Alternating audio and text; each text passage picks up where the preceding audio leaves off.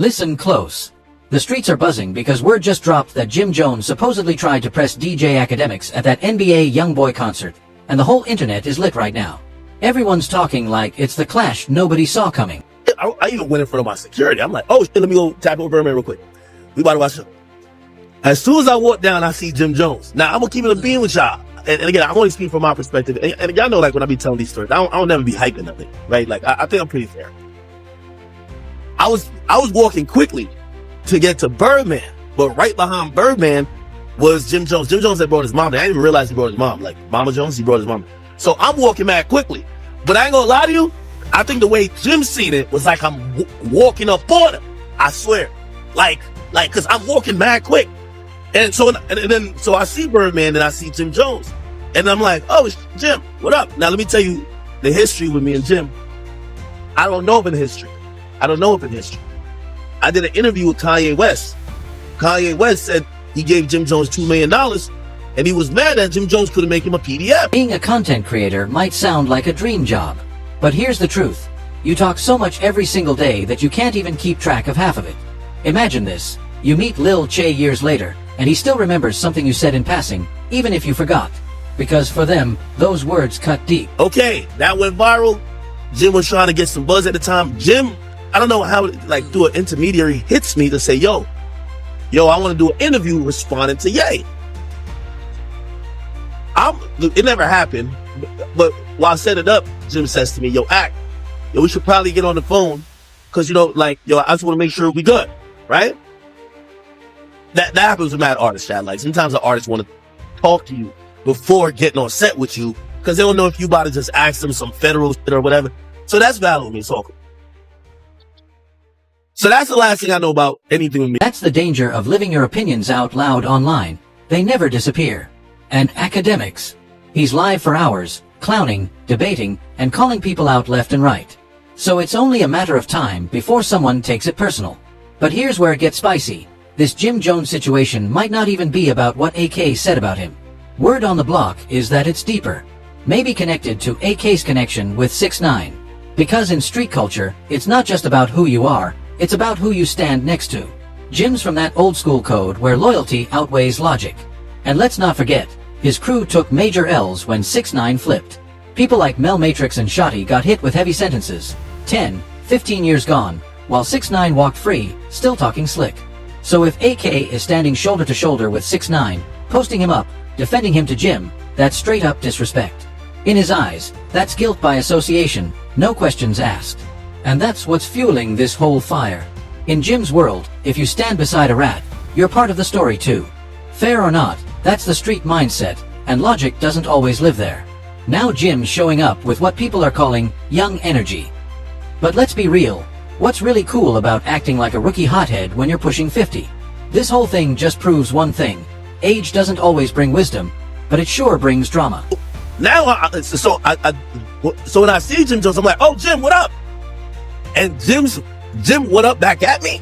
It's a different type of what up. He's like, what up? And I'm like, whoa. Now, I'm gonna be honest, I don't know if it's how I walked up, because I walked up like OG3. Remember, you saw OG3 walked up with me? I walked up, but I was just walking quickly to get to Birdman. Whatever. So anyway, that happens. I'm like, damn. First of all, I'm gonna give Jim his credit. Jim was the oldest YN in the building, but he was on YN timing. I'm gonna keep it a beat. I ain't no liar. Jim, I just Googled his age, Jim 49. Jim was the oldest YN up in the building there, but he was on YN timing. You feel what I'm saying? Like, you could tell. Jim, and I said to myself, maybe it's because of the YoungBoy concert. Everybody a little bit aggressive, man. So I go over to say, yo, Jim, we gotta get up and we gotta go do the interview.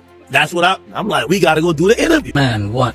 That right there didn't look like confidence. That looked like straight desperation leaking through. Let's really break it down, because Akademiks' version of events doesn't sound like some wild, young energy moment. It sounds like a man realizing he's trapped in a fight he can't win, and that fight is with the internet itself. Jim Jones knows Tekashi 6ix9ine can't touch him in real life. On the streets, 6ix9ine INE's a non-factor, a peon compared to Jim's legacy. But online, oh, that's a whole new battlefield. I ain't gonna lie to you. I don't know if it's because YoungBoy was on stage. Jim Jones turned to a YN on me. I swear.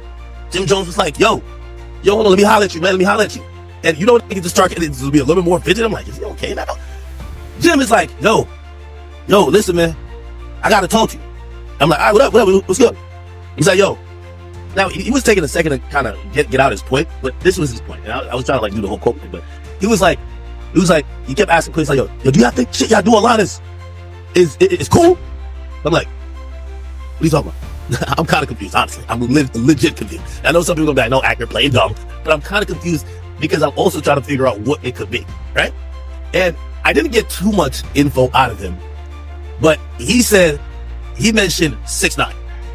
He said, whatever 6ix9ine.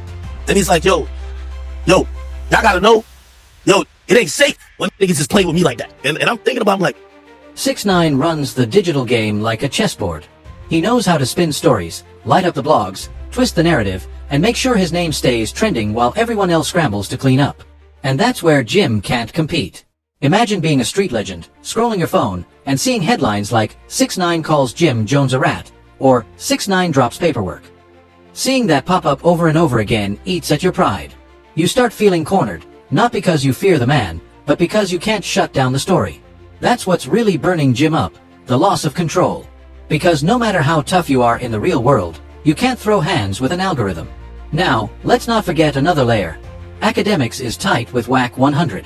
And Jim and Wack, they've been throwing shots for years. Those two have history, disrespect, interviews, name drops, all of it. So when Jim can't get to Wack and he can't touch 6ix9ine, guess who ends up in the line of fire? Akademiks. He's like the middleman catching stray shots from both sides. And the craziest part, when 6ix9ine was last running his mouth about Jim, it wasn't even on AK's stream.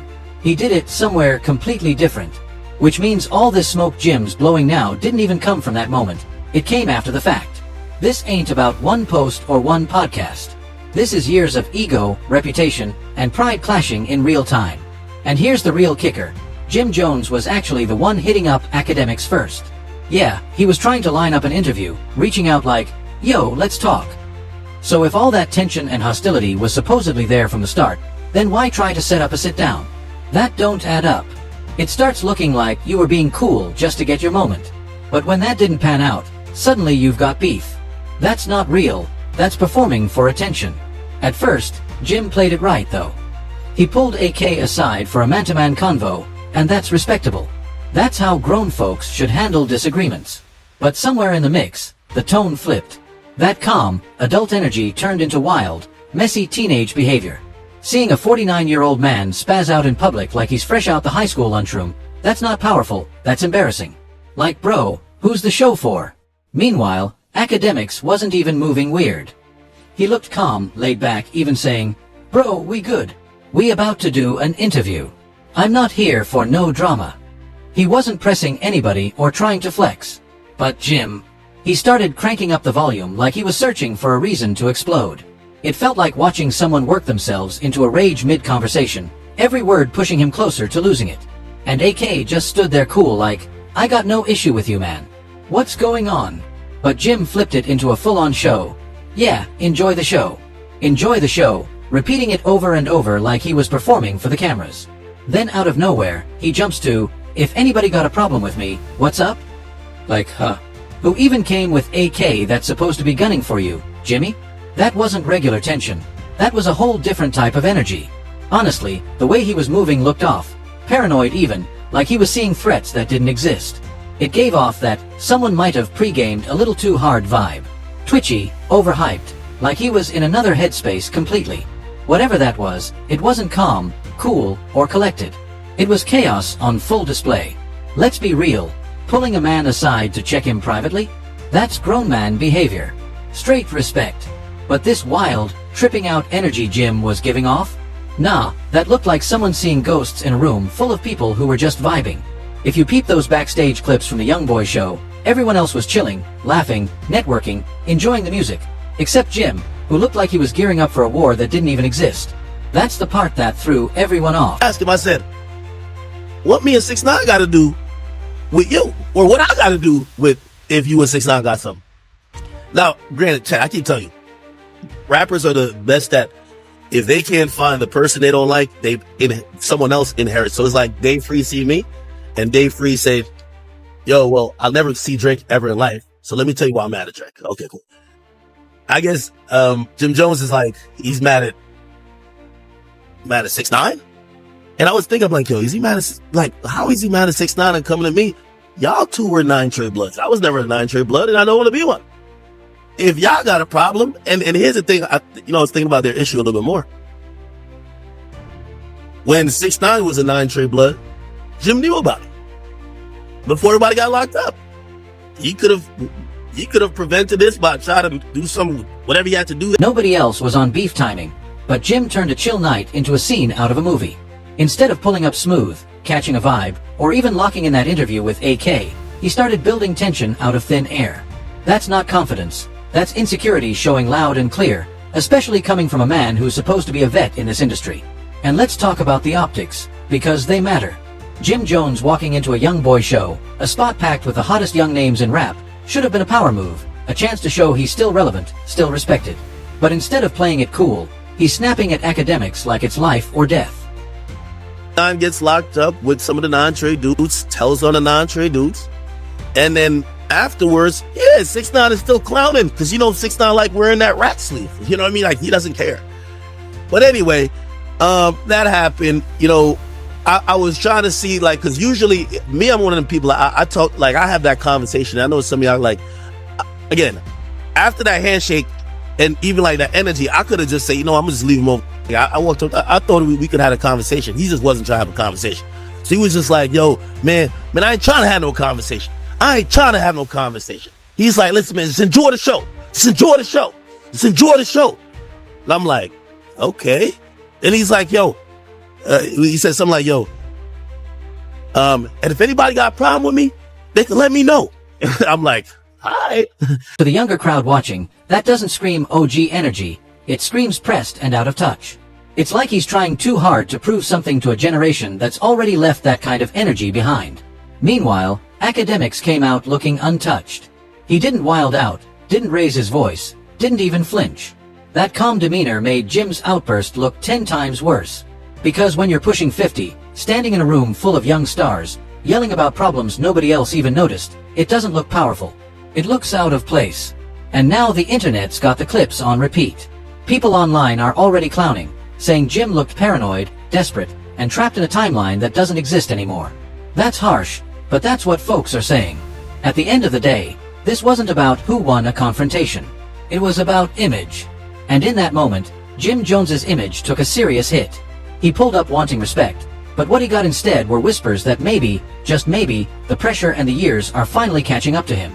Bro, once those clips hit the internet, the reaction was ruthless. Fans didn't sugarcoat a thing. They went in hard. It was on his YN energy, man. I'm hoping he was just in a, maybe an upset frame of mind for that time, but I don't know. Then everybody else tells me, they're like, I ain't gonna lie to you, that's exactly how Jim is. He's usually pretty angry. So, whatever. The only thing that I could really think about, obviously 6ix9ine's been saying whatever about Jim Jones, right? They're both in the gang, right? I'm a nigga. If Jim Jones says something about 6ix9ine, I'm posting. If 6ix9ine says something about Jim Jones, I'm posting that too. Like, that is what it is. I was thinking maybe it was this clip. Like, I was thinking it was this clip. I think we posted it. Let me see if I can find it. I think it was the clip where 6ix9ine did the podcast with Charleston White and Steiny, and he talked about Mel Matrix, right? Because, like, again, he wouldn't like tell me exactly what it is, but I felt like it was over some 9 Trey Blood shit.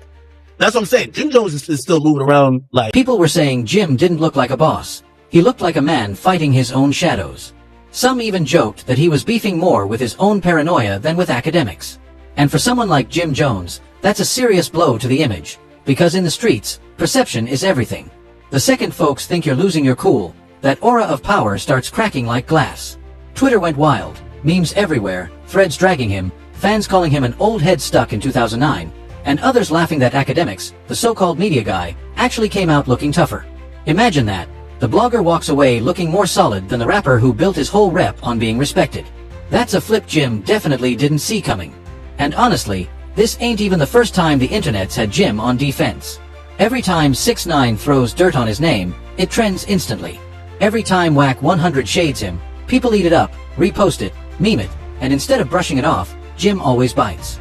He jumps into the debate, And that's when the cycle restarts. It's like the internet sets the trap and Jim keeps walking right into it, feeding the same fire he says he hates.